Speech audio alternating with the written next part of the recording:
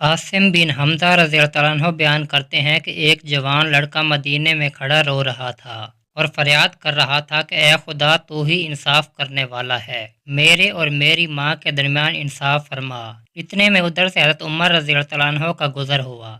आपने इस जवान से रोने का सबब पूछा तो उसने जवाब दिया कि मेरी माँ ने मुझे 9 माह पेट में रख कर जना और दूध पिलाया, मगर अब वो मुझे मानने से इनकार करती है, ना सिर्फ मुझे घर से निकाल दिया है। हज़रत उमर रज़ियल्लाहु अन्हु ने उसकी माँ को बुलवाया। जब वो औरत आई तो आपने उससे पूछा कि तू इस लड़के के बारे में क्या कहती है, क्या तू इस लड़के को जानती है? तो उस लड़के की माँ ने कहा कि मैं तो इसको नहीं जानती, पता नहीं ये कौन है और ये मुझे अपनी माँ क्यों समझता है। इसके बहस में अभी तक गैर शादीशुदा हूँ। हज़रत उमर रज़ियल्लाहु अन्हु ने उसका सबूत पूछा तो इस औरत के 4 भाइयों और 40 अहले कबीला ने गवाही दी कि ये औरत गैर शादीशुदा है और बेगुनाह है। ये लड़का हमारी बहन को बदनाम करना चाहता है।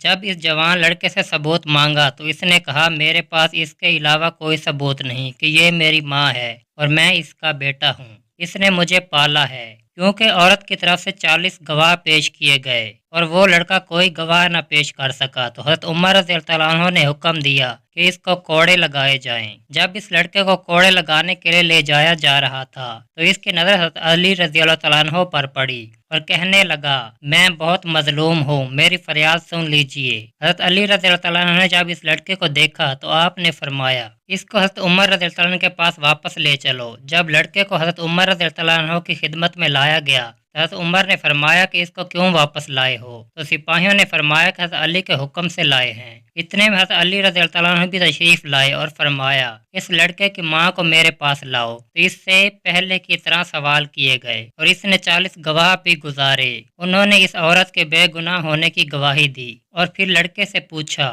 तो इसने भी वही कहा जो पहले कह चुका था। तो आपने पूछा क्या मुझे इजाज़त है कि मैं इन दोनों के दरमियान फैसला करूं? हज़रत उमर रज़ियल्लाहु अन्हु ने कहा मैं आपको क्यों रोक सकता हूं? हज़रत अली ने कहा मैं आपके दरमियान ऐसा फैसला करूंगा, मैं आपके दरमियान ऐसा फैसला करूंगा जो अल्लाह और इसके रसूल को पसंद है और जिससे वो दोनों राजी होंगे। फिर इस औरत से कहा कि तेरा कोई वली है? तो इस पर चारों भाई आगे बढ़े तो आपने फरमाया क्या तुम मेरे फैसले पर राजी हो जो मैं तुम्हारी बहन के लिए करूंगा? उन्होंने कहा हम राजी हैं। इस तरह आपने इस लड़के से भी वो मालूम किया। सबकी रजामंदी के बाद हाजरीन से खिताब फरमाया मैं खुदा को गवाह बना कर कहता हूँ कि मैंने इस औरत को बेवज 400 दिरहम इस लड़के के अकद में दिया और मैंने 400 दिरहम इस लड़के को दिए कि इस औरत के दामन में डाल दे और इसका हाथ पकड़कर अपने मकान पर ले जाए और इस वक्त से पहले ना आए जब तक गुस्ले जनाबत से फारिग ना हो जाए। जब औरत ने यह फैसला सुना तो गम से उसकी चीख निकल गई और कहा ए बरादरे रसूल, ये क्या गजब हो गया